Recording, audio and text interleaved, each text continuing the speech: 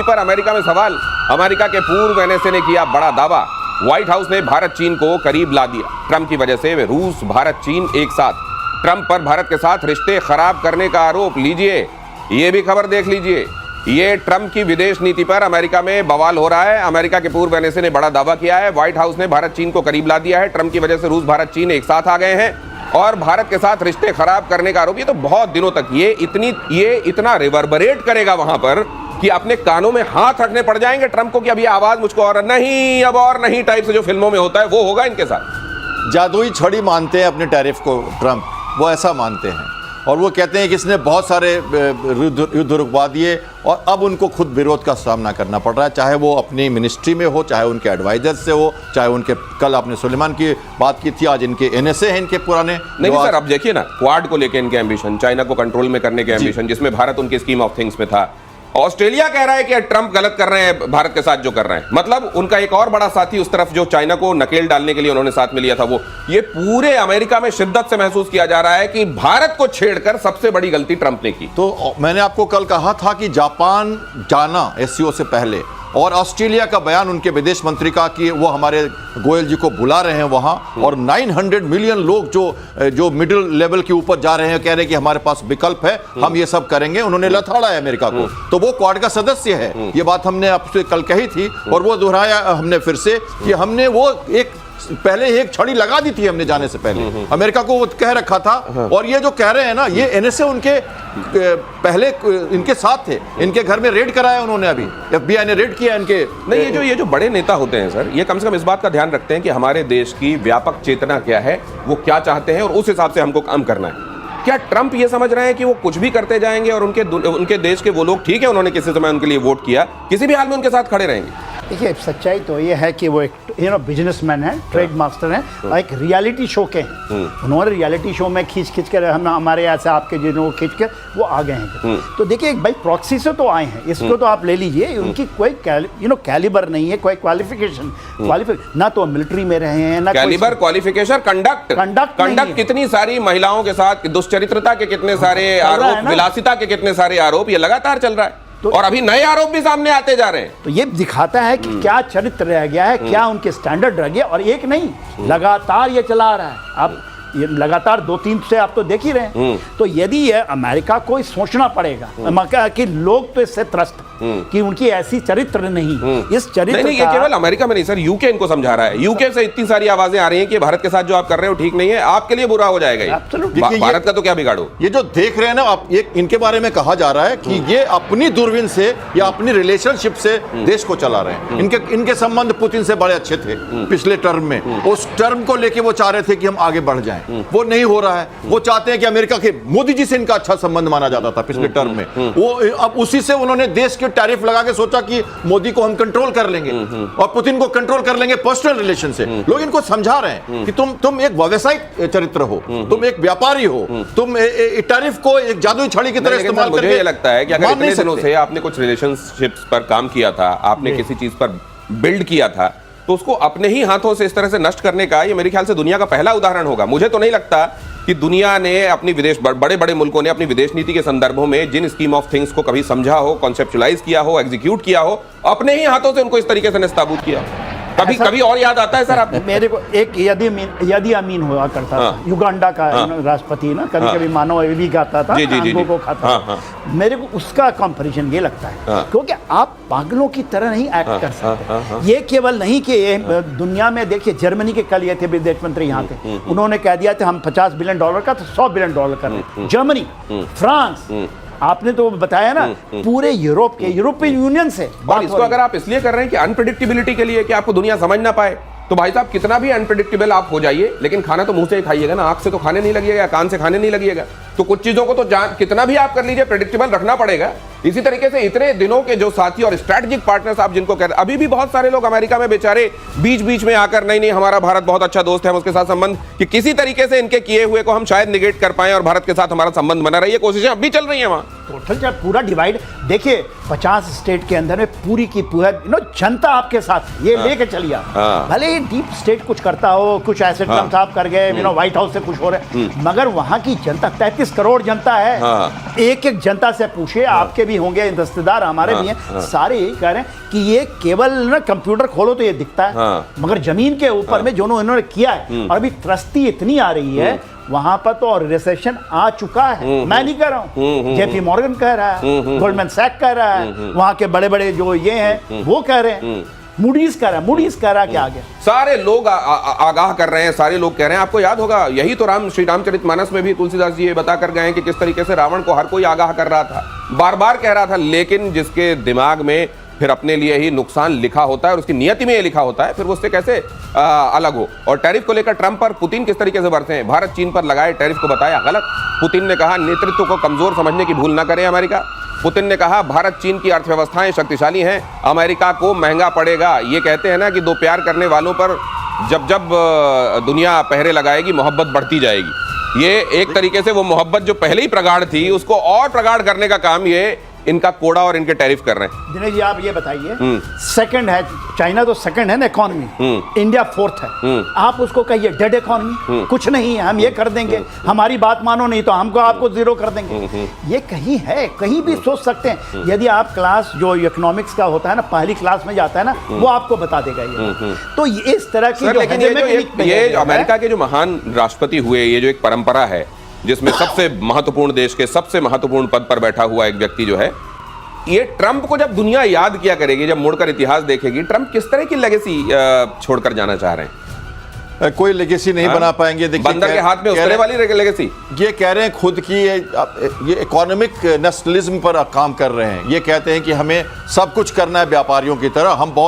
हम एक्चुअली उनके जो सलाहकार हैं ना, जो नेबरो की बात आप कर रहे हैं, वो उनको पिछली दुनिया में ले जा रहे हैं। कह रहे हैं अमेरिका बहुत औद्योगिक देश था, हमें गुलाम था, हमें गुमान था उसके ऊपर। पुतिन ने उनको समझाया है कि कॉलोनी नहीं चलेगी। अब ये पुराना औपनिवेशिक जो आपका तरीका है वो नहीं चलेगा। अब आप इस तरह देखिए, एक टर्म यूज किया बड़ा अच्छा सुनने, वो कहते हैं ना, वो कोलिजन ऑफ अप हील्स।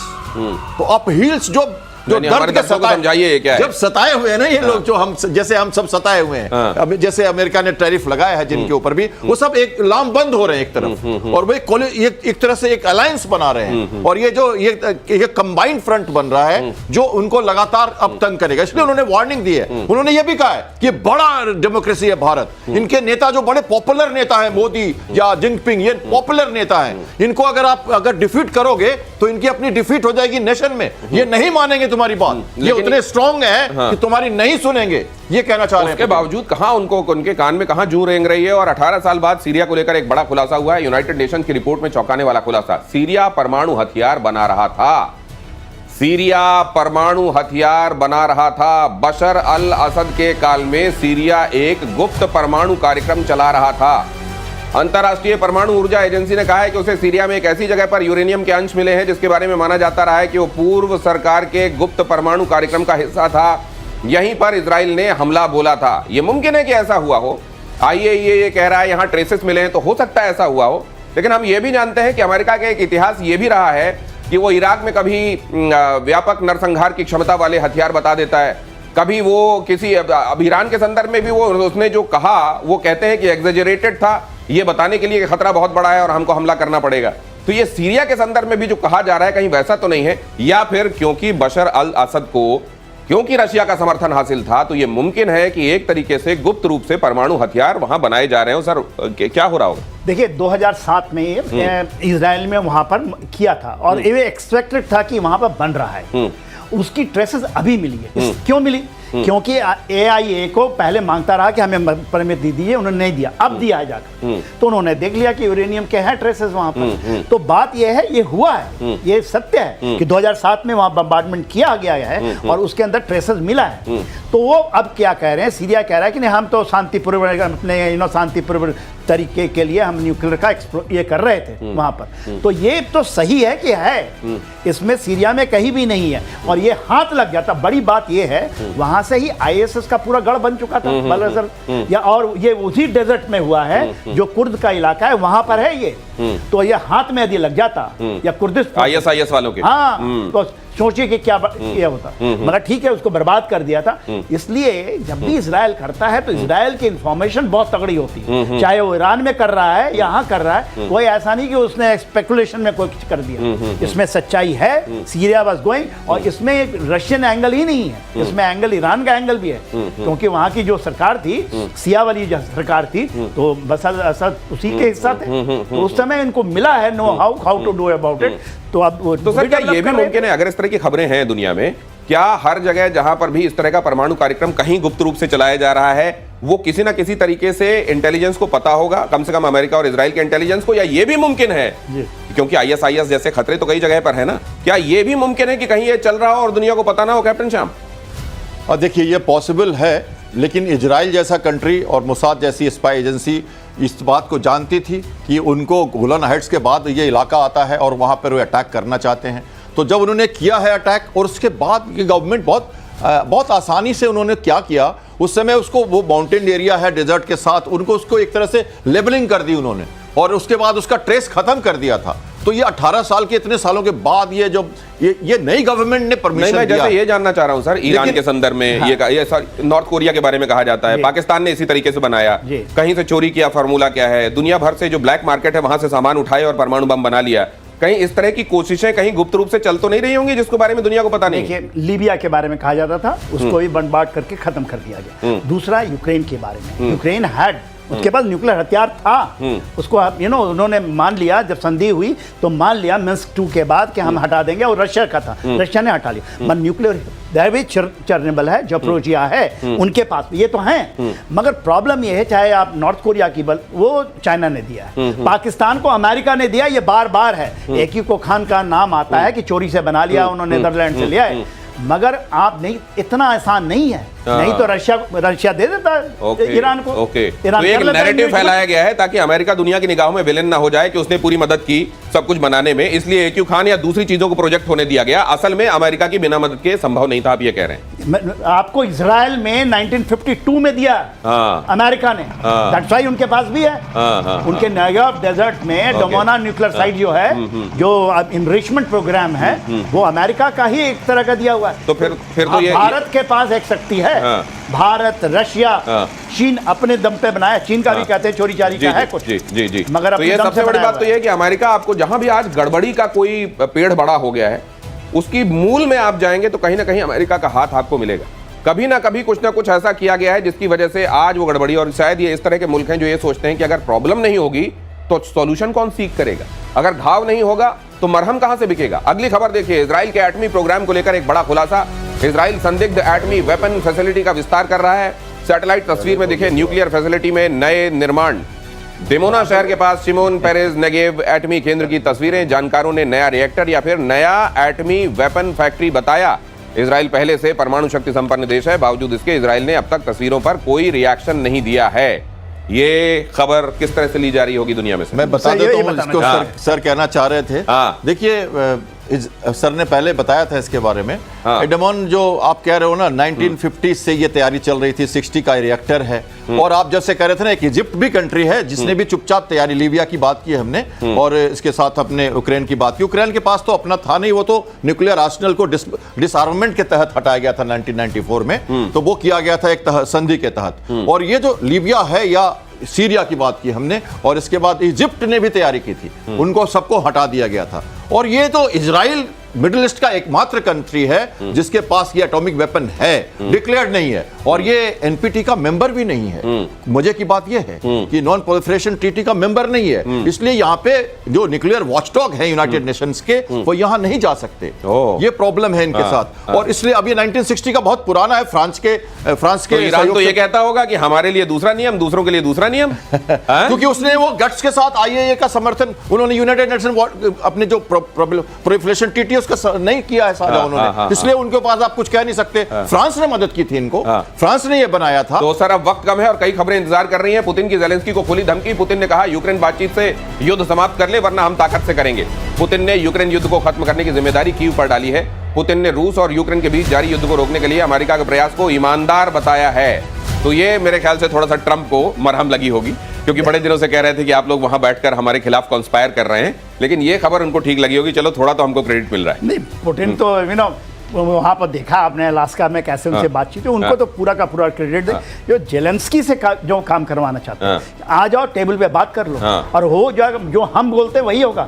ये 4 के 4 प्रांत तो नहीं मिलेंगे इंक्लूडिंग क्रीमिया, और नहीं होगा तो पूरा का पूरा हम आपको जो ये निप्रो रिवर है वो वाला इलाका हम ले लेंगे। क्योंकि देखिए सुमी खारकी इवन ओडेसा, और देखिए they are advancing like anything, पूरा का पूरा। तो ऐसी कौन सी बात है जो अगर ये लेकर जाएंगे टेबल पर तो सुलह का रास्ता बनेगा? ये कह के अच्छा जो जमीन आपने अभी तक कब्जा कर लिया वो कंट्रोल कर लो आप, कोई बात नहीं, हमको इधर रहने दो, इसी पे बनेगा। चाहिए उनको डॉनबास चाहिए, और जापोरिजिया में जहाँ पे है मारियापोल का पोर्ट चाहिए। ये अगर ज़ेलेंस्की अगर इस तरह की किसी चीज पे दस्तखत करके आ जाते हैं तो क्या उनको जीने दिया जाएगा उनके मुल्क में? ये भयगत सांप छछूंदर केरी वाला हाल हो गया है वो। और अगली खबर देखिए, पोलैंड की सीमा पर नेटो के फाइटर जेट की उड़ान, फाइटर जेट ने सीमा पार कर यूक्रेनी हवाई सीमा में भी उड़ान भरी। रिपोर्ट बता रही है कि नेटो ने रेड लाइन पार की। नेटो के फाइटर जेट्स की उड़ानें तब हुई जब रूस ने यूक्रेन पर 500 से ज्यादा ड्रोन और मिसाइलें दागी हैं। इन हमलों में यूक्रेन के पश्चिमी इलाके को निशाना बनाया गया है, जो पोलैंड से लगा हुआ है, जहां से नेटो के और पश्चिमी देशों के ज्यादातर हथियार जो हैं वो यूक्रेन में पहुंचते हैं, जिनके जरिए वो रशिया से लड़ाई लड़ रहा है। यहाँ नेटो के फाइटर जेट्स का उड़ान भरना और यूक्रेन की हवाई सीमा तक में चले जाना, ये चैलेंज तो है सर रशिया को। देखिए, रशिया बड़ी सावधानी के साथ वेस्टर्न जो पोलैंड से लगा इलाका है वहाँ पे कम अटैक करता है, चाहे लित्सपुक हो या लिपोज हो, इनमें कम अटैक करता है। लेकिन अभी उसको अब मिसाइल से अटैक करनी है, स्टैंड ऑफ वेपन से ज़्यादा उन्होंने एक्चुअली ये यूएवी की इस्तेमाल किया उन्होंने, और ये अनमैन्ड व्हीकल से अटैक किया और करीब 20-25 उन्होंने मिसाइल्स मारे। क्या हुआ? वार्निंग लगी, नाटो के जो प्लेन्स हैं वो पोलैंड की सीमा पर चक्कर मारने लगे। हालांकि जो न्यूज आई है सेंट्रल कमांड के, उसके हिसाब से सारे के सारे वापस चले गए हैं और वो वहाँ पे शांति। ये प्रोवोकिंग है कि रशिया के लिए कुछ करेगा इसमें रशिया? देखिए, आपको देखे होंगे 2 दिन बहुत जल्दी से सर, 2 दिन पहले पोलैंड के राष्ट्रपति ये बैठे हुए थे इनके साथ में, ट्रम्प साहब। वहां कहा 10,000 अमेरिकन सैनिक हमारी धरती पे, इसलिए हम बहुत दोस्त। तो ये उन्होंने डिप्लॉय कर रखा है पूरा का पूरा फाइटर। तो ये मैसेजिंग है। अब ये मैसेजिंग ये प्रोवोकेशन के तौर पर कितनी ली जाती है और क्या होता है ये देखना होगा। आज के लिए इतना ही, बहुत धन्यवाद करता हूं आपका प्रतिशोध में पधारने के लिए। Thank you so much sir, जय हिंद।